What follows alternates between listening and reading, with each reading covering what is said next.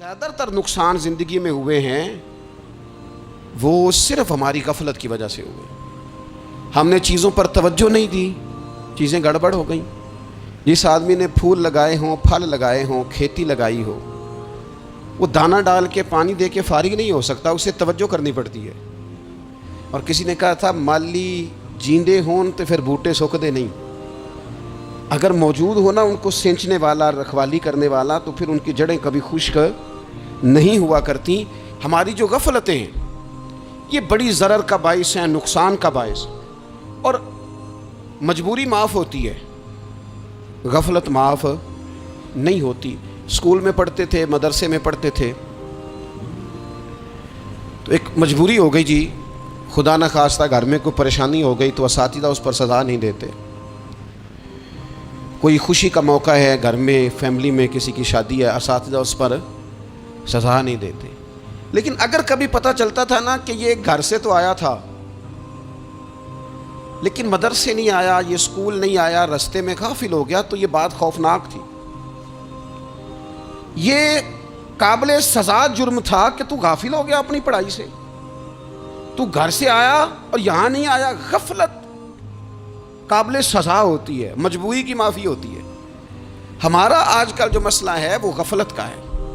ڈھیر سارے لوگ ہیں، سمجھدار بھی ہیں، سیانے بھی ہیں، معاملہ فہم بھی ہیں، باشعور بھی ہیں، تعلیم کی ڈگریاں بھی رکھتے ہیں، لیکن اگر ان کی زندگیوں کی تکلیفوں کو دیکھا جائے اور بے آباد روح کو دیکھا جائے اور سجدوں سے ان کی دوری کو دیکھا جائے تو ایک ہی بات سمجھ میں آتی ہے کہ پتہ سارا ہے لیکن لے ڈوبی ہے غفلت. توجہ نہیں کی. لائق بچہ بھی نالائق ترین زندگی گزارتا ہے، اس لیے کہ اس کے لائق ہونے کے ساتھ ساتھ اس کا توجہ کرنا بھی تو ضروری ہے نا.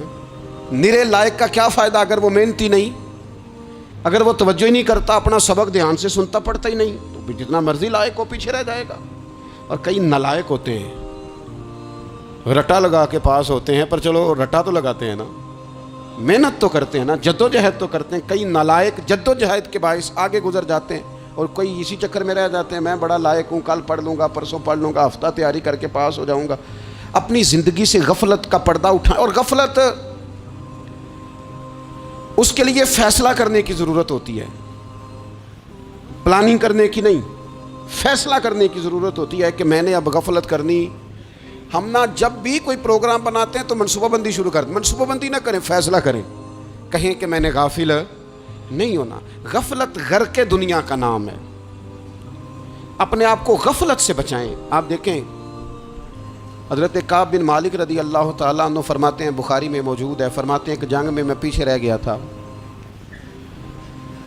میرا خیال تھا کل چلا جاؤں گا، گھوڑے اور سواریاں میرے پاس تیز ہیں، مضبوط ہیں، پرسوں چلا جاؤں گا، تیزی سے بھاگ کے میں پہنچ جاؤں گا، میں قافلے کے ساتھ شامل ہو جاؤں گا. لیکن بس تھوڑی سستی ہو گئی، ذرا غفلت ہو گئی. آپ فرماتے ہیں جب سب لوگ چلے گئے حضور علیہ السلام کے ساتھ جہاد میں اور میں پیچھے رہ گیا، تو پھر جب چند دن گزر گئے اور محبوب کے واپس آنے کا ٹائم ہو گیا تو اب میں غور کرتا سمجھتا تو مجھے مدینے میں یہاں بزدل لوگ نظر آتے. اور کون نظر آتے؟ جو منافق تھے. وہ منافق بزدل دکھائی دیتے، یا مجھے عورتیں اور بچے دکھائی دیتے. میں پریشان ہوا. حضور واپس آ گئے. جنہوں نے بہانے کیے تھے نا منافقین نے، یہ مجبوری تھی اس لیے نہیں جہاد پہ گئے، یہ جنہوں نے بہانے کیے تھے انہیں مل گئی معافی. اور میں نے سچ بولا، میں نے کہا یا رسول اللہ میں غافل ہو گیا تھا. اب کہتے ہیں میں نے جب کہا نا حضور سستی ہو گئی تھی، ذرا غفلت ہو گئی، تو بندہ محبوب سے ہی غافل ہو جائے، بندہ وہیں سے غافل ہو جائے. جو دم غافل سو دم کافر، سانو مرشد اے ہو پڑھایا. جب کہا نا حضور وہ غلطی ہو گئی، کوئی مجبوری نہیں تھی، تو فرماتے ہیں باقیوں کو معافی مل گئی، میرے ساتھ حضور ناراض ہو گئے. ایک دن نہیں، 2 دن نہیں، 50 دن حضور ناراض رہے. مدینے کی گلیوں نے مجھے پہچاننا چھوڑ دیا. در و دیوار سے مجھے یوں لگتا تھا کہ میں پردیسی ہوں. فرماتے ہیں میں مسجد میں آتا تھا، میں جب محبوب کو دیکھتا تو حضور رخ انور پھیر لیتے، اور مجھے پتا تھا جب میرا چہرہ ادھر ادھر ہوتا تو پھر کریم رحمت کی نظر فرماتے. 50 دن مسلسل. پھر مجھے حکم ہوا کہ بیوی بھی بھیج دو، میکے بچے بھی بھیج دو، ننھال یعنی تنہا رہ جاؤ. فرماتے ہیں وہ میں نے قید تنہائی کاٹی، لیکن شکر اللہ کا یہ ہے کہ میں سچا تھا. بس ذرا بھول گیا تھا، بس ذرا غفلت ہو گئی تھی. تو فرماتے ہیں پھر اللہ تبارک و تعالیٰ نے میرے اوپر فضل یہ فرمایا کہ میری توبہ کا اعلان رب نے قرآن مجید میں فرمایا. تو غافل نہ بنے کبھی بھی. ہمارا نا مسئلہ یہ ہے، اور آپ نے ناراض نہیں ہونا، ڈھیر سارے لوگ غافل ہو جاتے ہیں، مالدار بھی غافل ہیں، صاحبان علم بھی الا ماشاء اللہ بہت ساری جگہوں پہ غافل ہیں. جن لوگوں کو 4 لوگ جاننے لگ جاتے ہیں، کوئی مقام حاصل ہو جاتا ہے، وہ بھی بہت ساری جگہوں سے غافل ہو جاتے ہیں الا ماشاء اللہ. غفلت بڑی تکلیف والا منظر ہے. جو لوگ سمجھتے ہیں نا میں اب گڈ بک میں آ گیا ہوں، اب میں اچھا ہو گیا ہوں، اب میرے لیے خیر کہا جاتا ہے، مجھے اچھائی شاید یہ مستقل میرے ساتھ رہے گی، تعریف ہی ہوگی ہمیشہ، وہ بھی غافل ہو جاتے ہیں. اور یہ غفلت ٹھیک نہیں ہوتی. وجہ دیکھنی چاہیے کس وجہ سے انسان کو وقار مل رہا، عزت مل رہی. اپنی زندگی سے غفلت کو اتار پھینکیں. تھوڑی دیر کی تو غفلت ہوتی ہے، لمبی تو نہیں. 2 منٹ کے لیے صرف اس نے ڈرائیونگ کرتے ہوئے چہرہ موبائل کی طرف کیا تھا، 2 ہی تو منٹ لگے تھے. لمحوں نے خطا کی تھی، صدیوں نے سزا پائی. لمحوں نے خطا کی تھی، صدیوں نے سزا پائی. ایک لمحے کے لیے غافل ہوئے تھے اور صدیاں، نسلیں روتی رہ گئیں پیچھے، بچے تڑپتے رہ گئے، اہل خانہ پریشان رہ گئے، ماں باپ ساری زندگی روتے رہے. لیکن یہ 2 منٹ کے لیے یہ غفلت جو ہے یہ بڑی تکلیف والا معاملہ. اپنی زندگی سے غفلت کو اتارنا ہے، غافل نہیں بننا. ہر وقت توجہ اور ساری باتوں پہ توجہ. بعض اوقات لوگ ایک طرف توجہ کر کے ایک طرف سے غافل ہو جاتے ہیں. نہ، توجہ ہمہ پہلو رکھنی ہے. ہمارے ذمے جتنے بھی حقوق ہیں ان سب پر توجہ، ہر چیز کا خیال.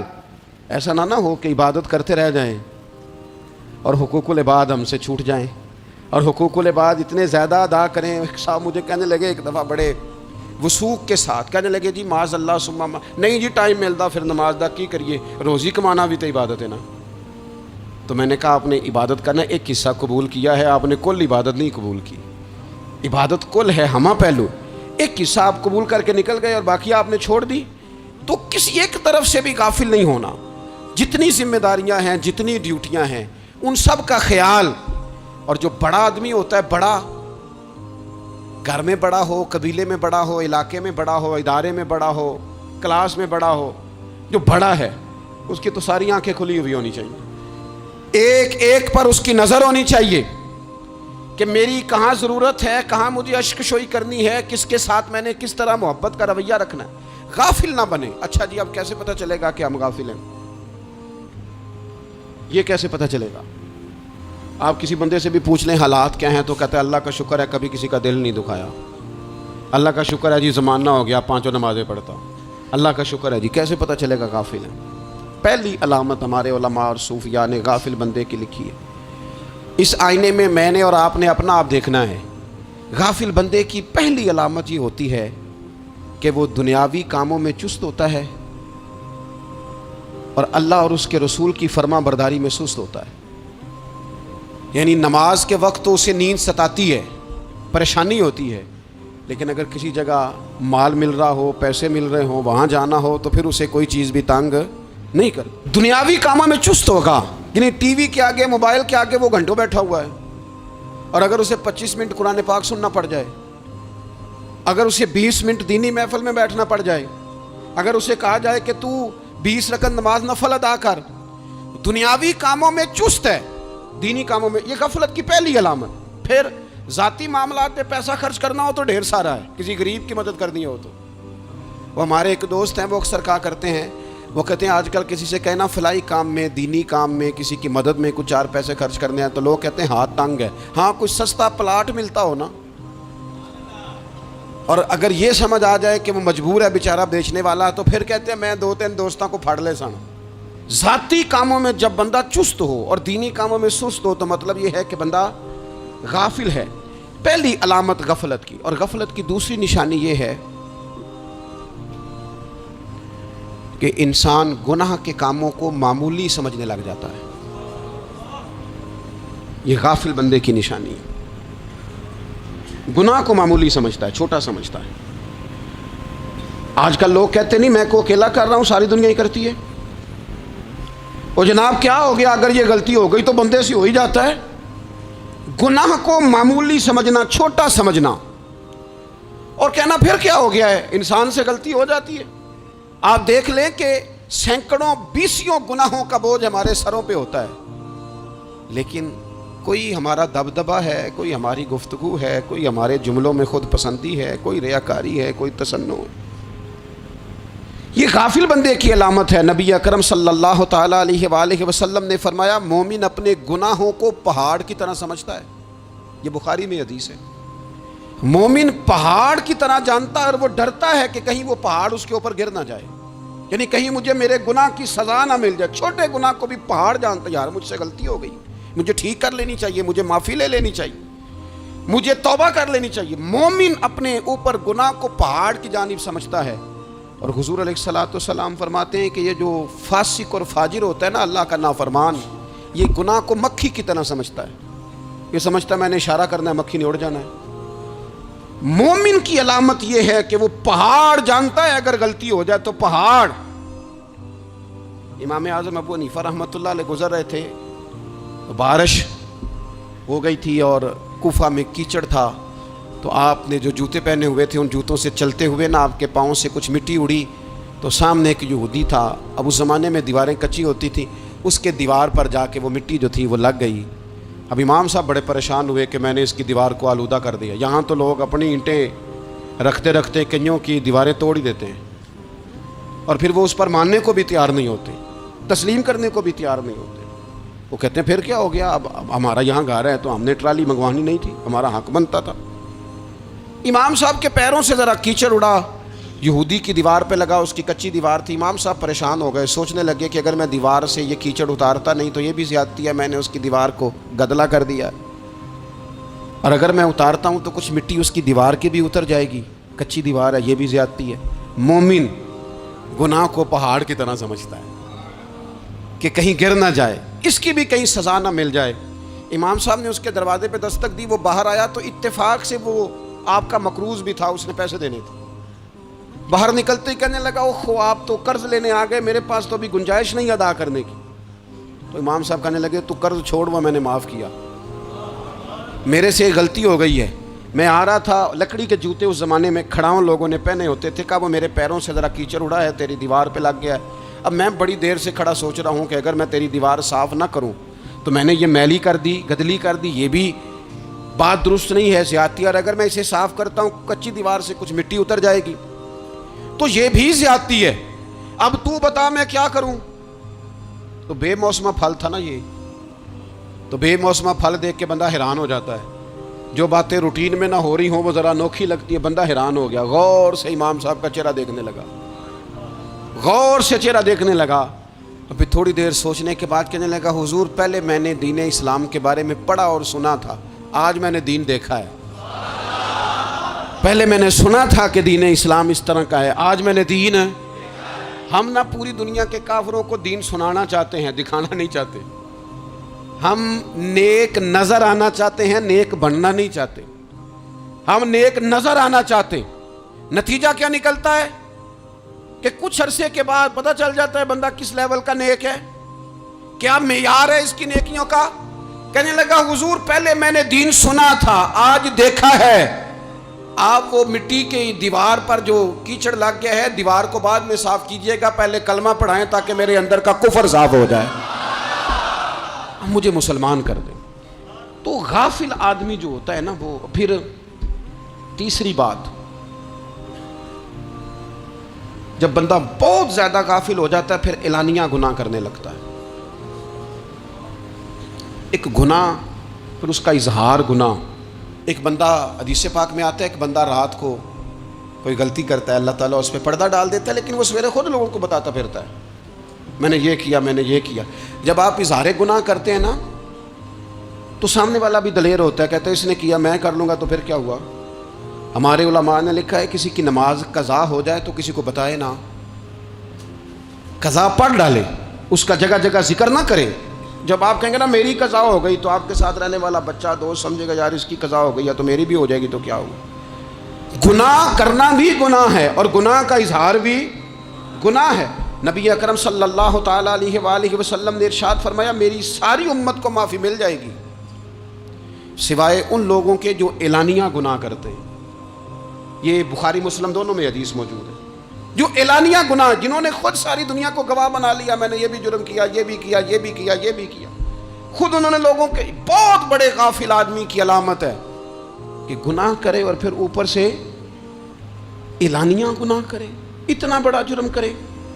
پھر چوتھی علامت اگر ہم دیکھنا چاہیں کہ ہم غافل تو نہیں، تو غافل بندے کی چوتھی علامت یہ ہوتی ہے کہ وہ فضول کاموں میں وقت بڑا ضائع کرتا ہے۔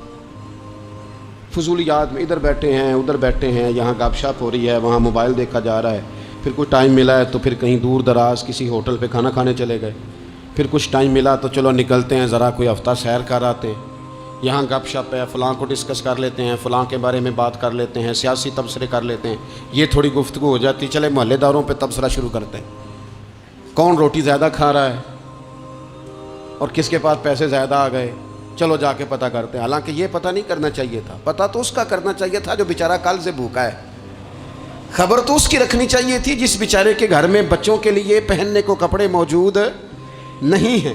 اس پر تبصرہ یہ کرتے ہیں کہ یہ محنت کیوں نہیں کرتے، اور اگر کسی پر اللہ عطا کر دے پھر حساب ضرور لگاتے ہیں کہ ذرا معلومات کرو یہ اتنی جلدی آگے کیسے نکل گئے۔ غافل بندے کی علامت ہے وقت کا ضائع کرنا اور فضول کاموں میں ضائع کرنا اور بلا وجہ ضائع، اور ایسے سوالات کرنا جن کی ضرورت ہی کوئی نہیں، بالکل ضرورت ہی نہیں، کوئی مطلب ہی نہیں، لیکن ہم لوگ وقت ضائع، یہ غفلت کی علامت، غفلت۔ اللہ والوں کی علامت کیا تھی؟ ایک بات انہوں نے زندگی میں لے لی، سیکھ لی، پھر ساری زندگی اسی پہ گزار دی۔ ان کا ارادہ تھا نا کشکول سیدھا کیا۔ کچھ لوگ ساری زندگی لیکچر قبول لے لے کے سن کے پھر بھی سمجھنے کو تیار، یہ غافل دل کی علامت ہے۔ اس لیے نبی پاک صلی اللہ تعالیٰ علیہ وسلم نے فرمایا دو نعمتیں ایسی ہیں جن میں اکثر لوگ غفلت میں ہیں، ایک صحت اور دوسری فراغت۔ لوگ بلا وجہ وقت ضائع کرتے ہیں۔ اللہ نے صحت دی ہے، کسی خیر کے کام میں لگائیں۔ اگر آپ کے پاس فارغ وقت ہے تو قرآن پاک کو یاد کریں، ترجمہ اور تفسیر سے پڑھیں، محبوب پاک علیہ السلام کی احادیث کو یاد کریں، اللہ والوں کی باتیں سنیں۔ وقت ملے تو عبادات میں لگائیں، نوافل میں لگائیں، تلاوت میں لگائیں، ذکر اذکار میں لگائیں، اور پھر اللہ مزید توفیق عطا کرے تو کسی کے بھلے میں وقت لگائیں، گلی سے کوئی کانٹا اٹھائیں، کوئی روڑا اٹھائیں، کوئی کسی کی مدد کریں۔ لیکن یہ غافل انہیں کی علامت ہے کہ اپنے وقت کو ضائع کرنا۔ اور پھر اسی طرح غفلت کی پانچویں علامت یہ ہے کہ اگر بندے کو دنیا سے پورا پیار ہو جائے، یعنی شب قدر میں بھی آ کے کہتا ہے یا اللہ کبھی پیسے دے دینا، شب برات والے دن بھی کہتا ہے کہ مالک اگر کبھی کوئی ایسا سبب لگ جائے نا، یعنی بیت اللہ شریف کے سامنے کھڑے ہو کے بھی اگر اس نے مال ہی مانگنا ہے، وہاں بھی اس نے یہی سوال کرنا ہے، حب دنیا اتنی غالب آ جائے، تو یہ غافل ہونے کی علامت۔ دنیا ضرورت ہے، مقصد نہیں ہے، دنیا کی حاجت ہے، مقصد نہیں ہے، یہ مقصود نہیں۔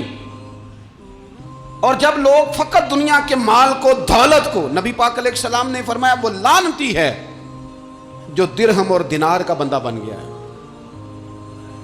پیسوں کا بندہ بن گیا ہے، مل جائے تو خوش ہوتا ہے، نہ ملے تو تکلیف میں آ جاتا ہے۔ یہ غافل بندے کی علامت۔ مومن تو وہ ہوتا ہے کہ دولت رزق حلال ضرور کماتا ہے تاکہ کسی کے آگے ہاتھ نہ پھیلانا پڑے، کوشش ضرور کرتا ہے، پر دنیا کو جیب میں جگہ دیتا ہے، دل میں نہیں دیتا۔ اس کی جگہ جہاں ہے اسے وہاں رکھتا ہے، اسے دل میں جگہ، دل تو ایک ہے، اس میں رب رسول کو بسائیں گے یا کسی اور کو بسائیں گے؟ تو حب دنیا یہ غافل ہونے کی بہت بڑی علامت ہے۔ پھر اسی طرح جو بندہ رب کریم کو جانتا نہیں نا، وہ بھی غافل ہو جاتا ہے۔ ایک تو جو یہ نہیں نہ جانتا کہ رب کریم سزا دے گا، وہ مجھے دیکھ رہا ہے، اسے نہ اونگ آتی ہے نہ نیند آتی ہے، جو اس کی معرفت نہیں رکھتا کہ میرا رب ہر وقت مجھے دیکھ رہا ہے، وہ بھی غافل ہو جاتا ہے۔ جسے پتہ ہونا کہ مجھے دیکھ رہا ہے وہ غافل نہیں ہوتا۔ اور جو یہ سمجھ لیتا ہے نا کہ شاید معاذ اللہ ثم، اس یقین کو پکا نہیں کرتا، وہ غافل ہو جاتا ہے۔ اور ایک جو یہ نہیں نہ جانتا کہ رب مہربان کتنا ہے، وہ بھی غافل ہو جاتا ہے۔ مجھے بتائیے سب سے زیادہ تو بندہ اس کے دروازے پہ جاتا ہے نا جو سب سے زیادہ مہربانی کرنے والا ہو، اس دروازے سے بندہ اٹھتا ہی نہیں. تو جس کو یہ یقین ہو جائے نا سب سے زیادہ کرم فرمانے والی ذات اللہ رسول کی ہے, وہ کبھی رب رسول سے غافل نہیں ہوتا, وہ کبھی اللہ رسول کا دروازہ چھوڑ کے نہیں جاتا, وہ کبھی کسی اور جگہ جا کے پناہ تلاش نہیں کرتا. جسے پتہ چل جائے نا وہ کریم کتنا ہے, مہربان کتنا ہے. مولا رومی رحمت اللہ علیہ فرماتے ہیں بہت بڑا مجرم تھا ایک بندہ, بہت بڑا گناہگار تھا, بت کو پوجتا تھا, تھک گیا ساری رات بت کے سامنے کھڑا تھا, معاذ اللہ یا صنم یا صنم یا صنم کہتے, تھک گیا, نیند آ گئی, اونگ آ گئی. جب پوری طرح نیند آ گئی اور دماغ پہ نیند قبضہ کرنے لگی تو اس کے منہ سے نکل گیا, صنم صنم کہہ رہا تھا نا, نکل گیا یا صمد, او بے نیاز مالک. رب کریم نے فرشتوں سے فرمایا دوڑ کے جاؤ, جو کہتا ہے اسے دے دو. فرشتے کہنے لگے مالک تو بت کو پکار رہا تھا, اس نے تو غلطی سے نام لیا ہے. فرمایا مجھے نہیں پتا, لیکن دیکھو نا اس نے مجھے پکارا تو ہے نا, کتنی دیر سے جھوٹے کو پکار رہا تھا, اس کا معاملہ حل نہیں ہوا. اب اگر سچے کو پکارنے پہ بھی حل نہ ہوا تو فرق کیا رہ جائے گا. دے دو جو مانگتا ہے, دے دو. میرے دوست گھر پتہ چل جائے وہ کریم کتنا ہے, وہ مہربان کتنا ہے. میرے رسول پاک علیہ الصلوۃ والسلام نے تو فرمایا تیری آنکھ سے اگر اس کے خوف سے اتنا آنسو بھی نکل گیا جتنا مچھر کا پر ہوتا ہے, تو جس طرح بھینس کے تھنوں سے نکلا ہوا دودھ واپس تھنوں میں نہیں نہ جاتا, جو اتنا بھی روئے نہ روئے اللہ کے خوف سے, وہ بندہ دوزخ میں نہیں جائے گا. تھوڑی دیر کے لیے ڈر جائے اپنے رب سے, آئے تو صحیح. عدم معرفت غفلت پیدا کرتی ہے, تو آ تو صحیح, وہ تو کریم ہی بڑا ہے, وہ تو مہربان ہی بڑا ہے. حضرت زنیرہ رضی اللہ تعالی عنہ حضور کی صحابیاں ہیں. ایام جو مکے کے تھے مسلمانوں پر بڑی آزمائش کے تھے, انہیں بڑا مارا کفار نے, اتنا مارا کہ ان کی بینائی چلی گئی, نظر آنا بند ہو گیا. کافروں کی عورتوں نے تانا دیا کہ تو نے ہمارے بت چھوڑے ہیں نا, تو دیکھنا تیری بینائی چلی گئی. تو جناب زنیرہ اللہ پہ بھروسہ, توکل, معرفت الہی کا جذبہ, اٹھ کے کھڑی ہو کہنے لگی چپ کرو, تمہارے جھوٹے بت کیا کر سکتے ہیں, میرا رب چاہے تو صبح جب میں اٹھوں تو میری آنکھیں روشن ہو, اگر کریم کرم کر دے. لوگ کہتے ہیں واقعی ایسا ہوا, جب وہ سویرے اٹھی تو اللہ نے ان کی روشنی واپس کر دی تھی. تجھے پتہ چل جانا وہ مہربان کتنا ہے. وہ ایک بزرگ تھے, تو ان سے کسی نے کہہ دیا کہ اگر آپ کا حساب آپ کے ماں باپ کے ذمہ ہو جائے تو پھر کیسا, پوچھنے کے لیے قیامت میں اگر ماں باپ حساب لیں تو پھر کیسا. تو بڑے سیانے لوگ تھے جو دل والے تھے, کہنے لگے نہیں, رب کریم ہی ٹھیک ہے, اس لیے کہ وہ ماں باپ سے کہیں بڑھ کر پیار کرنے والا ہے. اگر یہ معرفت مل جائے وہ کریم کتنا ہے. اور جب بندہ پوری طرح اس کی بارگاہ میں آ کے تڑپ جاتا ہے نا, مولا میں جاؤں کدھر, تیرا دروازہ چھوڑ کے جاؤں کدھر. اقبال کہتے ہیں وہ ایک سجدہ جسے تو گراں سمجھتا ہے, 1000 سجدوں سے دیتا ہے آدمی کو نجات. تجھے جگہ جگہ جھکنا نہیں پڑے گا اگر تو صحیح معنوں میں اپنے رب کی بارگاہ میں جھک جائے. تو میرے عزیز کوشش کریں کہ اس کی معرفت, اس کا کرم, اس کی عطا اور اللہ تبارک و تعالیٰ کے حاضر و ناظر ہونے پر عین الیقین, حق الیقین حاصل کریں. اور پھر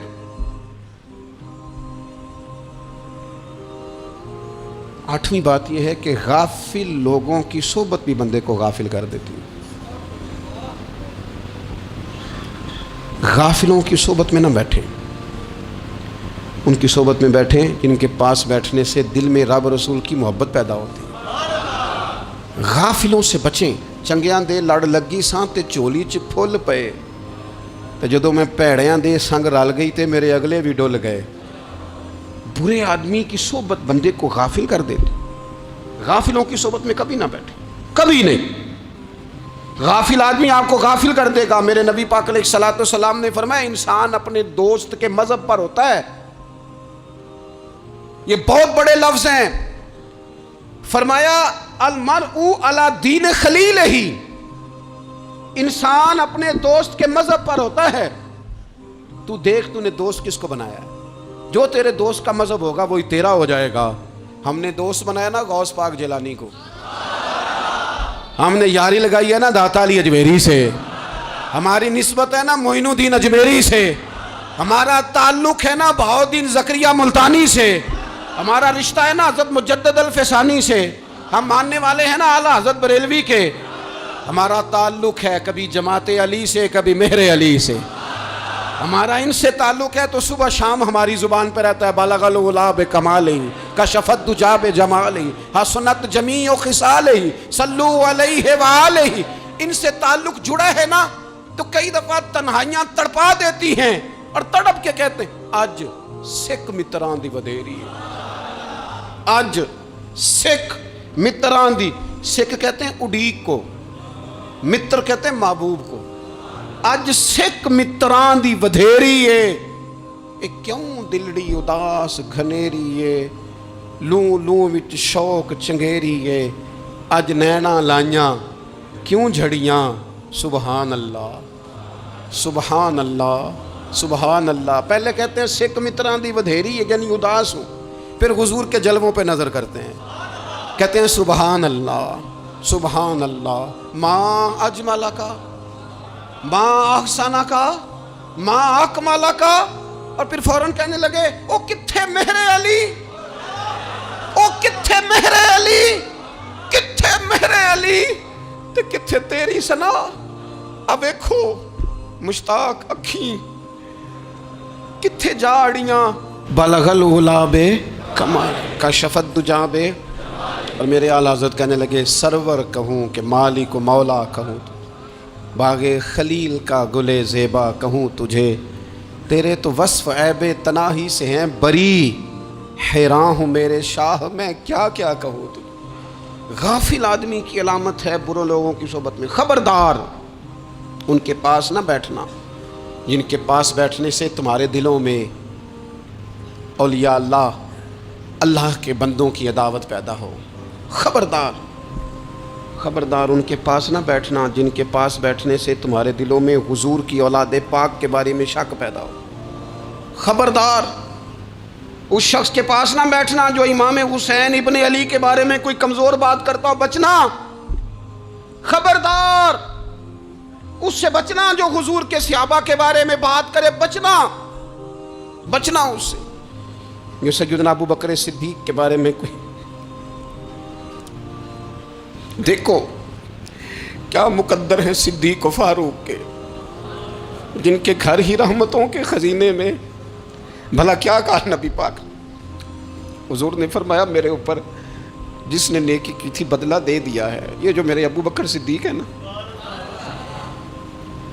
ان کو میں اللہ کی بارگاہ میں لے جاؤں گا, کہوں گا مالک تو ہی بدلہ عطا فرما. ایک ہاتھ میں جناب صدیق کا ہاتھ پکڑا, ایک میں حضرت عمر کا ہاتھ پکڑا, اور حضور مسجد نبوی سے باہر آ رہے ہیں. دیکھنے والے کی زبان سے بے ساختہ سبحان اللہ نکل گیا. کیا شان ہے, کیا مقدر ہے. تو حضور علیہ السلام رک گئے اور روک کے فرمایا تو حیران ہو رہا ہے نا, تو حیران ہو رہا ہے نا کہ میں نے ایک ہاتھ میں ابو بکر کو پکڑا ہے, ایک میں عمر کو پکڑا ہے. فرمایا قیامت میں جب میری قبر کھلے گی تو میں اسی طرح قبر سے نکلوں گا, اس طرح میدان محشر میں میں آؤں گا. خبردار حضور وفاداروں کے وفادار رہنا, ان کے وفادار رہنا, ان کے وفادار رہنا. بڑا عجیب دور آیا ہے. ہم نے یہ دور دیکھا ہے کہ لوگ حضور کے صحابہ کے بارے میں بھی بات کریں گے. اب نبی پاک کی اولاد پاک کے بارے کو بھی ڈسکس کیا جائے گا. اپنا منہ تو دیکھ, اپنی حیثیت دیکھ, اور پھر وہ بندے دیکھ جن کو اللہ نے چن کے اپنے محبوب کی غلامی کے لیے حضور کے قریب بٹھایا ہے. تو بچنا ایسے لوگوں سے, پرہیز کرنا. خبردار عقیدہ ستھرا رکھنا, عقیدہ ستھرا رکھنا, صاف رہنا, پاکیزہ رہنا, غافلوں کی صحبت سے بچنا. بڑا ڈرتے ہیں اللہ سے, دعائیں مانگتے ہیں یا اللہ نسلوں میں بھی وہی بندے پیدا فرما جو عقیدے پکے رکھنے والے ہیں. وہ بندے پیدا فرما ہماری نسلوں میں. ایک وہ بندہ بھی غافل ہو جاتا ہے جو امیدیں لمبی لگا لیتا ہے, جن کے منصوبوں میں دولت بھی ہوتی ہے, گھر بھی ہوتا ہے, اولاد کا بڑا ہونا بھی ہوتا ہے, پوتے پوتیاں نواسے نواسیاں دیکھنا بھی ہوتا ہے, یہاں بھی گھر وہاں بھی گھر, یہ سیر, یہ سارا کچھ ہوتا ہے. لیکن رب کی بارگاہ میں پیش ہونا جن کے پیش نظر نہیں ہوتا. لمبی امیدیں. حضرت مولا علی شیر خدا فرمایا کرتے تھے میں تم پر دو باتوں کا خوف کھاتا ہوں, جو ڈر آتا ہے. ایک یہ کہ تم خواہش کی پیروی کرو گے, جو نفس کی خواہش ہوگی اس کے پیچھے لگ جاؤ گے, اور ایک کہ تم لمبی لمبی امیدیں باندھو گے, اتنے سال جینا ہے, اتنے 100 سال جینا, یہ کرنا ہے, وہ کرنا ہے. منصوبہ بندی کریں مستقبل کے لیے, وہ بری نہیں, لیکن تیاری رکھیں, تیاری رکھیں. اس بات کا بھی خیال رکھیں کہ اللہ کی بارگاہ میں حاضر ہونا. یہ غفلت کی چیزیں ہیں جو بندے کو غافل کر دیتی ہیں. جو لوگ اللہ کا ذکر نہیں کرتے وہ بھی غافل ہو جاتے ہیں, اور جو فضول باتیں زیادہ کرتے ہیں نا، ہنستے زیادہ ہیں. فَلْيَضْحَكُوا قَلِيلًا وَلْيَبْكُوا كَثِيرًا. قرآن کہتا ہے زیادہ رویا کرو، کم ہنسا کرو. نبی پاک علیہ الصلوۃ والسلام سے پوچھا تھا حضرت عقبہ بن عامر نے کہ یا رسول اللہ نجات کس چیز میں ہے؟ تو نبی پاک علیہ الصلوۃ والسلام نے فرمایا ایک تو اپنی زبان قابو میں رکھو، دوسرا فرمایا اپنے گھر میں ٹھہرے رہو، تمہارا گھر تمہارے لیے کافی ہو، فضول نہ نکلو گھر سے، اور تیسرا فرمایا اپنی خطاؤں پہ رویا کرو.